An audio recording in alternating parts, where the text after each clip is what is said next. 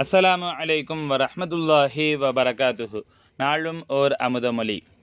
அல்லாஹ் எங்கும் நீரும் பனிக்கட்டியும் போல் அல்லது கடலும் அலையும் போல் விரவி கலந்தவன் என அறிவுக்கண்ணால் அறிந்து கொள்வது முதற்படியாகும்.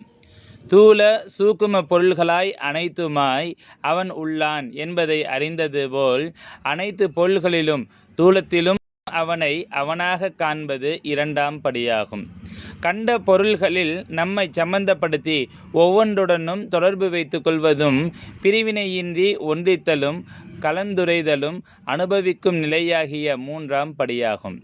ஹகாயுகு சஃபா விளக்க உரை முற்று பெற்றது. வலில்லாஹில் ஹம்து.